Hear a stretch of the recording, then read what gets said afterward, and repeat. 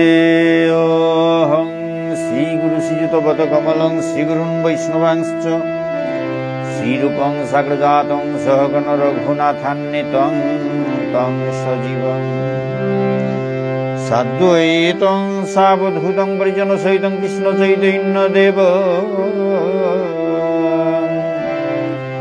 श्रीराधाकृष्णपादान् सहगण ललिता श्री विशाखान्वितांश्च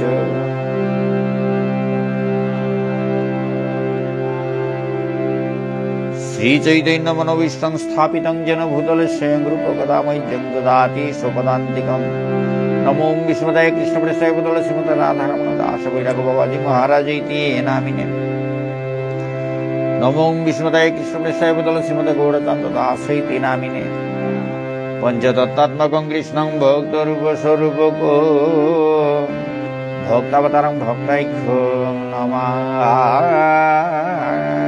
भक्तशक्तिकम्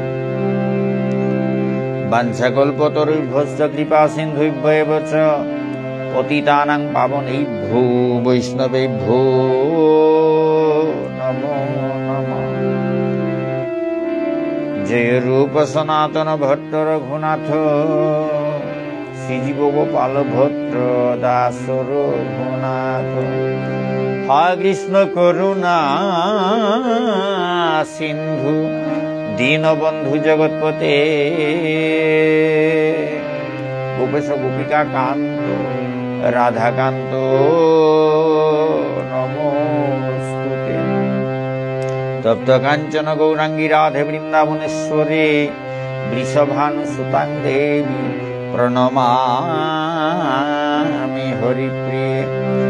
जयतां श्रुतौ कमुर्भवन्नगतर्गतिं सर्वसुखदां पूजो राधामदनमोहनो दिव्यवद् वृन्दारण्य कल्पद्रुमाद श्रीमद्रत्नाकर सिंहासनस्थौ श्री श्री राधा श्रीगोविन्ददेवो प्रसलवी सेव्यमानो स्मरामि। श्रीमान् रासरसरं विपंसीवर्तनश्रीधरकर्षं गुरुगोपीनाथ श्रीरस्तु वृन्दाय तुलसीदेव्यै प्रियायै केशवैश्च कृष्ण भक्ति प्रदे देवी सत्यवैतये नमो नमः।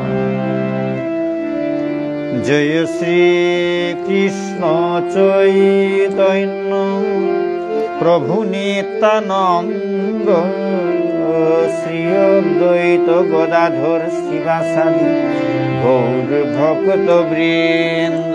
जय श्री कृष्ण चैतन्य प्रभु नित्यानंद श्री अद्वैत गदाधर शिवासादि गौर भक्त वृंद। जय श्री कृष्ण चैतन्य प्रभु नित्यानंद श्री अद्वैत गदाधर शिवासादि गौर भक्त वृंद।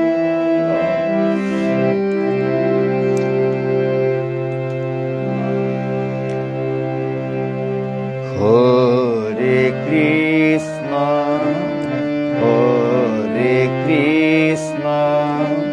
कृष्ण कृष्ण हरे हरे हरे राम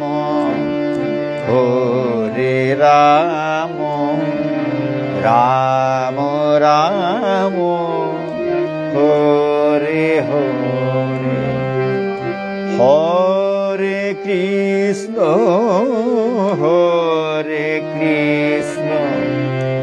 कृष्ण कृष्ण हरे हरे हरे राम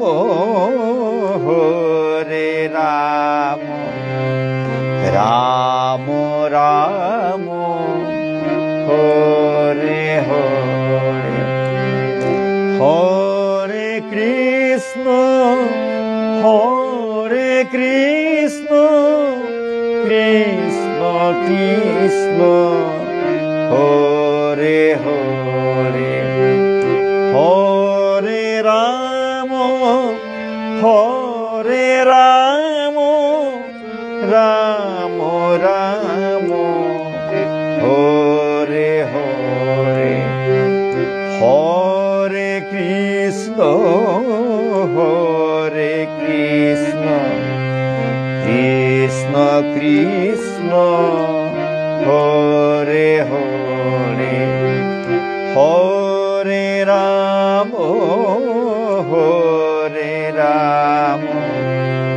রাম রাম হরে হরে, হরে কৃষ্ণ কৃষ্ণ কৃষ্ণ হরে হরে, হরে রাম রাম রাম হরে হরে।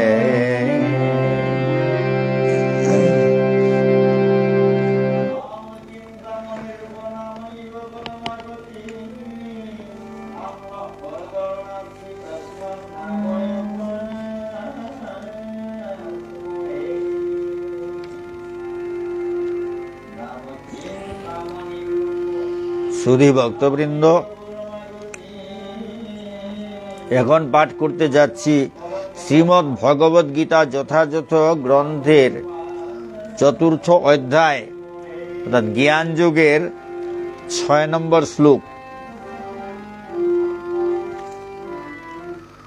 অজোপি সন্নব্যয়াত্মা ভূতানামীশ্বরোপি সন প্রকৃতিং স্বামধিষ্ঠায় সম্ভবায়মাত্মমায়য়া। যদিও আমি জন্মরহিত, পরমেশ্বর ভগবান শ্রীকৃষ্ণ বলছেন অর্জুনকে, যদিও আমি জন্মরহিত এবং আমার চিন্ময় দেহ অব্যয়, এবং যদিও আমি সর্বভূতের ঈশ্বর, তবুও আমার অন্তরঙ্গা শক্তিকে আশ্রয় করে আমি স্বীয় মায়ার দ্বারা আমার আদি চিন্ময় রূপে যুগে যুগে অবতীর্ণ হই। যদিও আমি জন্মরহিত অর্থাৎ আমার জন্ম নাই, পরমেশ্বর ভগবানের জন্ম মৃত্যু নাই। তাই বলছেন যদিও আমি জন্মরহিত এবং আমার চিন্ময় দেহ অব্যয়, ভগবানের দেহ চিন্ময়, ভগবানের চিন্ময় দেহ, ভগবানের দেহটা হচ্ছে চিন্ময় অর্থাৎ চেতনময়, এবং অব্যয় মানে ব্যয় করলেও কমে না। তাই ভগবান হচ্ছেন, ভগবানের দেহ হচ্ছে অব্যয়। এবং যদিও আমি সর্বভূতের ঈশ্বর, তবু আমার অন্তরঙ্গা শক্তিকে আশ্রয় করে আমি স্বীয় মায়ার দ্বারা, নিজের মায়ার দ্বারা আমার আদি চিন্ময় রূপে যুগে যুগে অবতীর্ণ হয়। আমি যে গ্রন্থগুলো পাঠ করছি সেসব ইস্কনের প্রকাশিত, এবং অনুবাদ এবং তাৎপর্য লিখেছেন ইস্কনের প্রতিষ্ঠাতা অভয় চরণারবিন্দ ভক্তি বেদান্ত স্বামী প্রভুপাদ। আমার গ্রন্থগুলো ভালো লাগে তাই আমি পড়ি। আমি ইস্কনে দীক্ষিত নই, তবু আমি আমার গুরুদেবের অনুমতি নিয়ে গ্রন্থগুলো পড়ি। ইস্কনের ভজন এবং আমার ভজন কিন্তু একই, যুগল ভজন।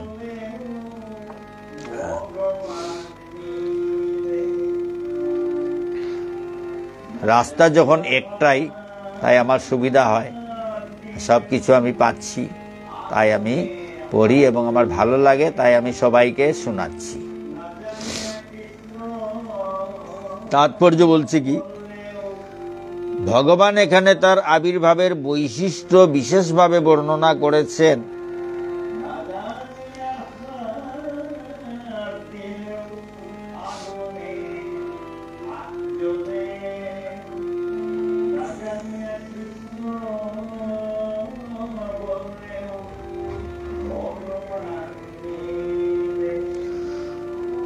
যদিও তিনি সাধারণ মানুষের মতো আবির্ভূত হন, তবুও তার বহু বহু বহু পূর্বজন্মের সমস্ত ঘটনাই তার মনে থাকে।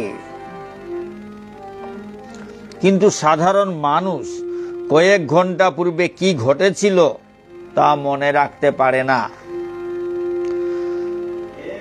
যদি কাউকে একদিন আগে কোনো বিশেষ সময়ে সে কি করেছিল তা জিজ্ঞেস করা হয়, তবে সাধারণ লোকের পক্ষে সঙ্গে সঙ্গে তার উত্তর দেওয়া কঠিন হয়ে পড়ে। তাকে অনেক হিসাব নিকাশ করে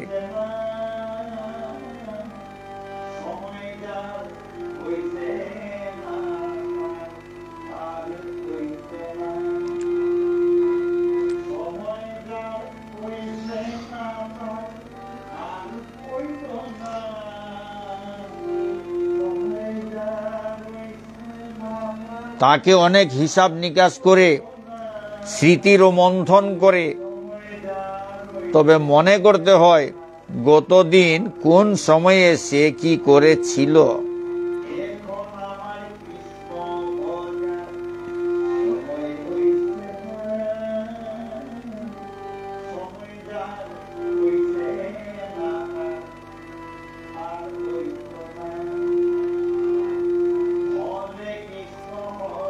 অথচ তারাই আবার ভগবান হবার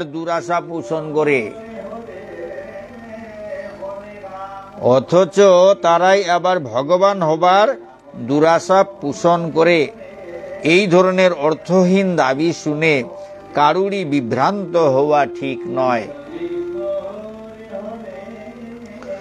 ভগবান এখানে তার প্রকৃতি বা রূপের কথা ব্যাখ্যা করেছেন। স্বভাব বলতে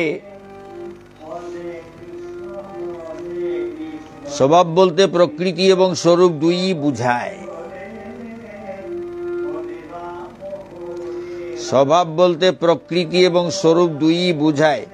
ভগবান বলছেন তিনি তার চিন্ময় স্বরূপে আবির্ভূত হন। জীবসত্তার মতো তিনি এক দেহ থেকে আরেক দেহে দেহান্তরিত হন না। জীবসত্তার মতো তিনি এক দেহ থেকে আরেক দেহে দেহান্তরিত হন না। জীবাত্মা এই জন্মে এক রকম দেহ ধারণ করতে পারে, কিন্তু পরবর্তী জন্মে সে ভিন্ন দেহ ধারণ করে। জড়জগতে জীবের দেহের কোনো নিত্যতা নেই। প্রকৃতপক্ষে সে প্রতিনিয়তই তার দেহ পরিবর্তন করছে। কিন্তু ভগবান যখন জড়জগতে আবির্ভূত হন, তখন তিনি তার সচ্চিদানন্দময় দেহ নিয়েই আবির্ভূত হন। অর্থাৎ তিনি যখন এই জড় জগতে আবির্ভূত হন, তখন তিনি তার অন্তরঙ্গা শক্তির আবেশে শাশ্বত দ্বিভুজ মুরলীধারী রূপ নিয়েই আবির্ভূত হন।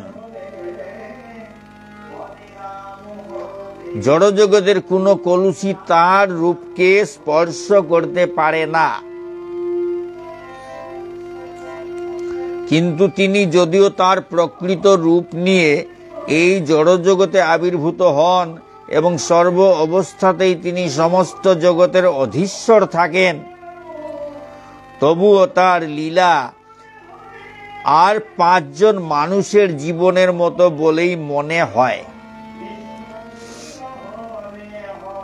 ভগবান যদিও শৈশব থেকে পৌগণ্ডে, পৌগণ্ড থেকে কৈশোরে এবং কৈশোর থেকে যৌবনে উত্তীর্ণ হন, তবু আশ্চর্যজনকভাবে যৌবনের ঊর্ধ্বে তার দেহের আর কোনো পরিবর্তন হয় না।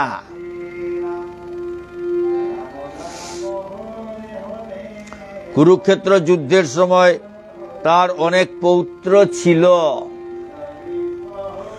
কুরুক্ষেত্র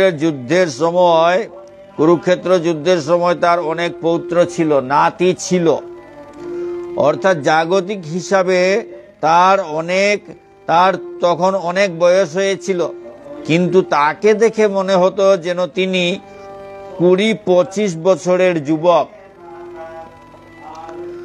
যদিও শ্রীকৃষ্ণ হচ্ছেন অতীত, বর্তমান এবং ভবিষ্যতের সর্বকালীন আদি পুরুষ, সর্বপ্রাচীন পুরুষ, কিন্তু তাকে আমরা কোনো অবস্থাতেই বৃদ্ধ রূপে দেখি না। কোন ছবিতেও শ্রীকৃষ্ণকে বার্ধক্যগ্রস্ত অবস্থায় দেখা যায় না।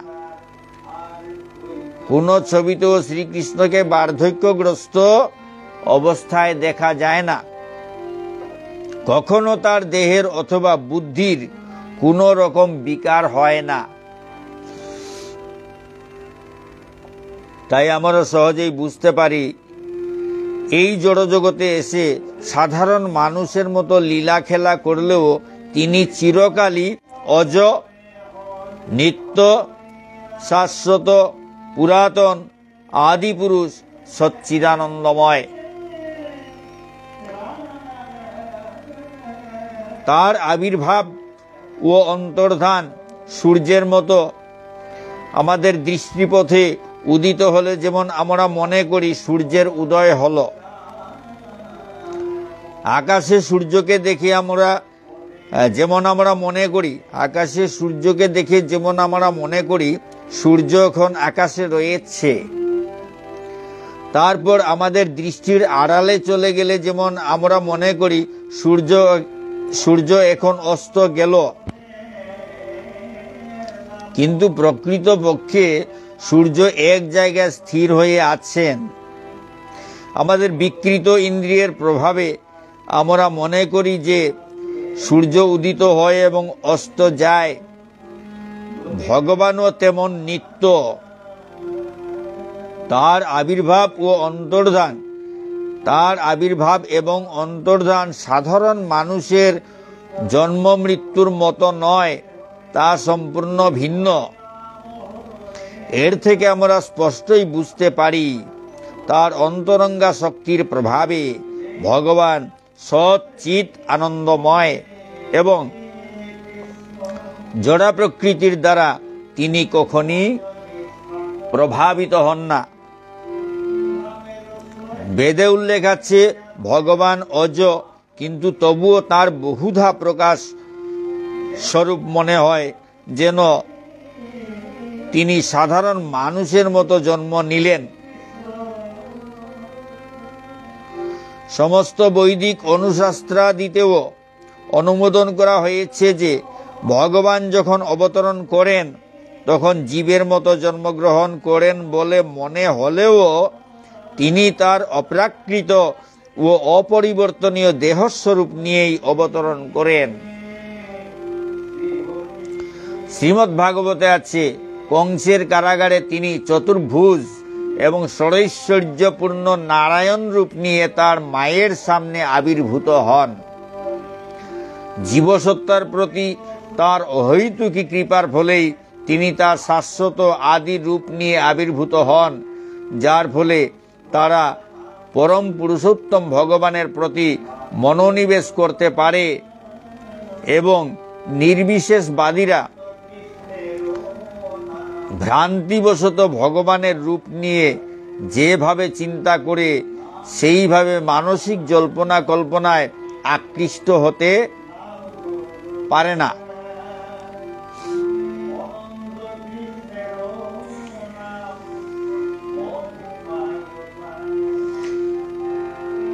মায়া অথবা আত্মমায়া হলো ভগবানের সেই অহৈতুকী কৃপা। বিশ্বকোষ অভিধানে তাই বলা হয়েছে। ভগবান তার পূর্ববর্তী সমস্ত অবতরণের এবং অন্তর্ধানের ঘটনাবলী পুঙ্খানুপুঙ্খভাবে মনে রাখেন, কিন্তু সাধারণ জীব অন্য একটি দেহ পাওয়া মাত্র তার পূর্বজন্মের সমস্ত কথা ভুলে যায়। ভগবান সমস্ত জীবের ঈশ্বর, কারণ এই জগতে অবস্থান করার সময় তিনি বিস্ময়কর এবং অতিমানবীয় অসীম শৌর্যবীর্যের লীলা প্রদর্শন করেন। তাই ভগবান সব সময়ই পরম তত্ত্ব। তার নাম এবং রূপের মধ্যে, গুণ এবং লীলার মধ্যে কোনো পার্থক্য নেই। এখন আমাদের মনে প্রশ্ন জাগতে পারে, ভগবান কেন এই জড় জগতে আবির্ভূত হন এবং আবির্ভূত হয়ে কেনই বা আবার অন্তর্হিত হয়ে যান? সে কথা পরবর্তী শ্লোকে ব্যাখ্যা করা হয়েছে।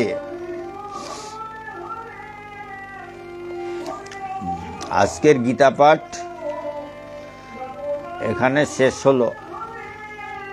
এখন পড়তে যাচ্ছি শ্রীমদ্ ভাগবত পুরাণ।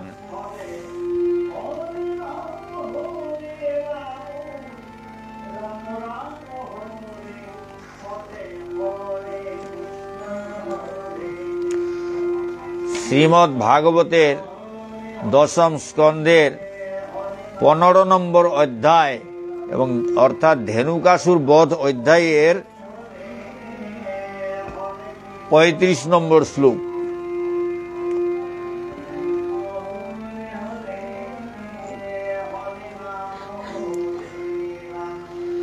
নৈত চিত্রং ভগবতী হ্যনন্তে জগদীশ্বরে অতপ্রোতমিদং যস্মিংস্তন্তু স্বঙ্গ যথাপট।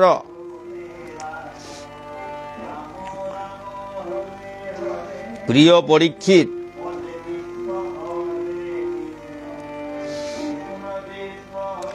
সমগ্র জগতের নিয়ন্তা বলরাম অনন্ত পরমেশ্বর ভগবান, সেটি বিবেচনা করে তার পক্ষে এই ধেনুকাসুর বধ তেমন একটা বিস্ময়ের নয়।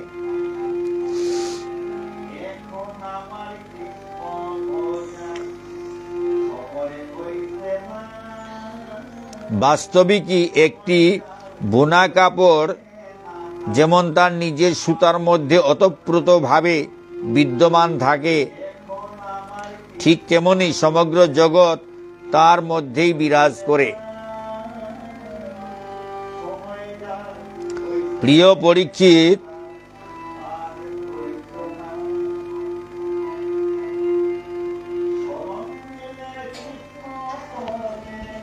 সুখদেব বলছেন, পরীক্ষিত মহারাজকে বলছেন, প্রিয় পরীক্ষিত, সমগ্র জগতের নিয়ন্তা বলরাম অনন্ত পরমেশ্বর ভগবান, সেটি বিবেচনা করে তার পক্ষে এই ধেনুকাসুর বধ তেমন একটা বিস্ময়ের নয়। এটা আশ্চর্যজনক ব্যাপার নয়। বাস্তবিকই একটি বোনা কাপড় যেমন তার নিজের সুতার মধ্যে ওতপ্রোতভাবে বিদ্যমান থাকে, ঠিক তেমনি সমগ্র জগৎ তার মধ্যেই বিরাজ করে। তাৎপর্য,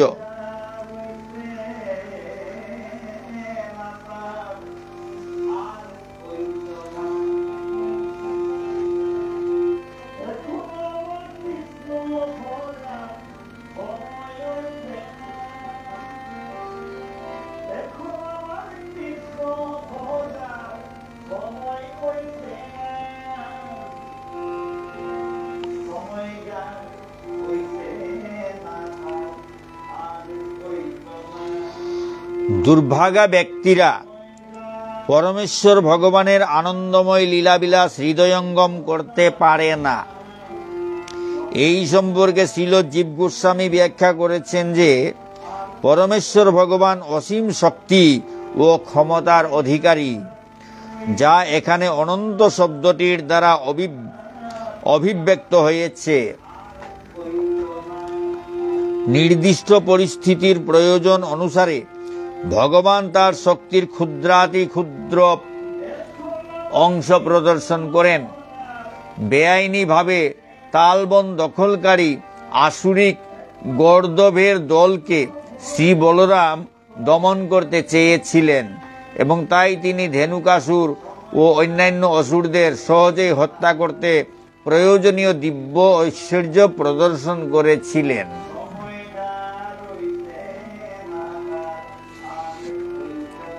যতটুকু প্রয়োজন ততটুকুই শক্তি প্রদর্শন করেছেন। অনন্ত শক্তি সম্পন্ন বলরাম।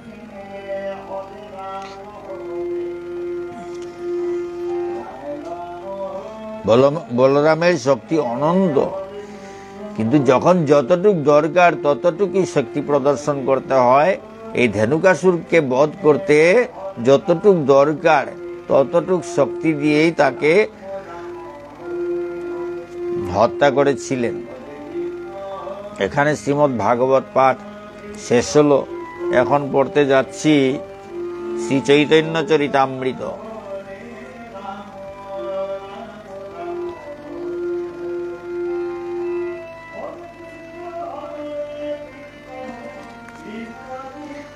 কিছুদিন আমার পাঠ করা সম্ভব হয়নি, কারণ অনেক প্রোগ্রাম আমার ঘরের সামনে পেছনে, অনেক কীর্তন চলছে, অনেক ধরনের অনুষ্ঠান চলছে। সেই কীর্তনের মাঝখানে পাঠ করা সম্ভব হয় না, তাই মধ্যে মধ্যে পাঠ বন্ধ করতে হয়। আমার নিজেরও অনেক কীর্তনে গিয়ে যোগদান করতে হয়। কীর্তন শুনে তো বসে থাকতে পারি না, সুতরাং আমাকে যেতে হয়।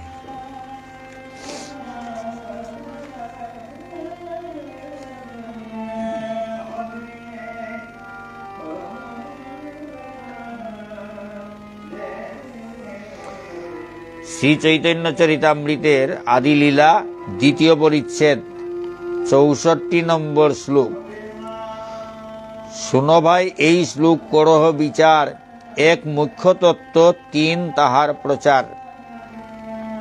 হে ভাই সকল, দয়া করে তোমরা এই শ্লোকের ব্যাখ্যা শ্রবণ করে তার অর্থ বিচার করো। একই মুখ্য তত্ত্ব তিনটি বিভিন্ন তত্ত্বে বিবেচিত হন। অদ্বয় জ্ঞান তত্ত্ববস্তু কৃষ্ণের স্বরূপ, অদ্বয় জ্ঞান তত্ত্ববস্তু কৃষ্ণের স্বরূপ, ব্রহ্ম আত্মা ভগবান, তিন তার রূপ। স্বয়ং শ্রীকৃষ্ণ এক এবং অদ্বিতীয় পরম তত্ত্ব। তিনি নিজেকে ব্রহ্ম, পরমাত্মা ও ভগবান এই তিনটি রূপে প্রকাশিত করেন।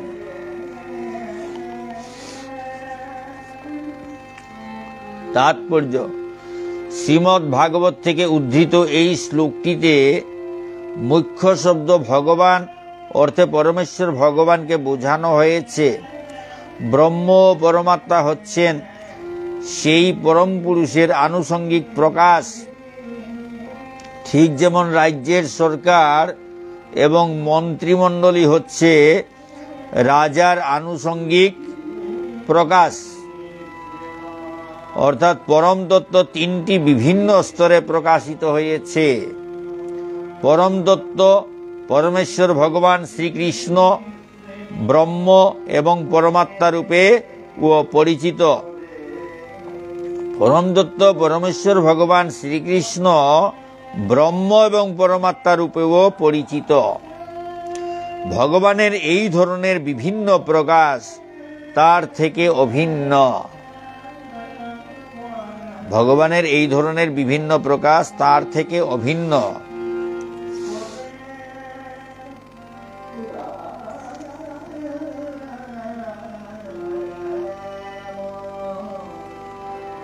চৈতন্য চরিতামৃত পাঠ শেষ হলো। এখন পড়তে যাচ্ছি ভক্তিরসামৃত সিন্ধু গ্রন্থ, শ্রীল রূপ গোস্বামী কৃত ভক্তিরসামৃত সিন্ধু গ্রন্থ।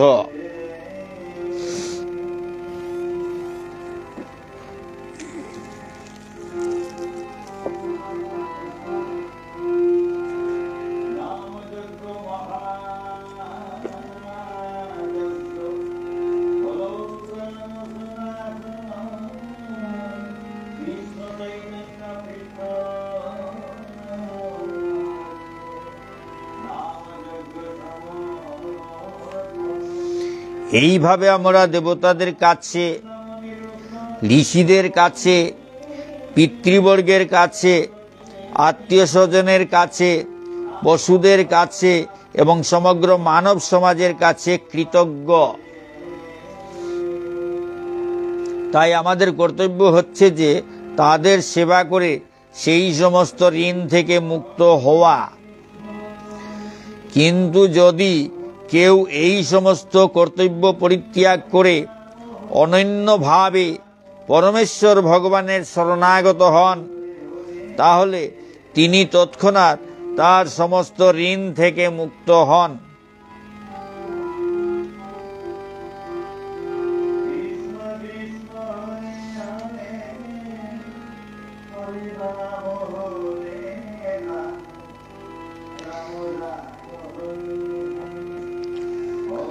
এবং কারো প্রতি তার তখন আর কোনো কর্তব্যের বন্ধন থাকে না।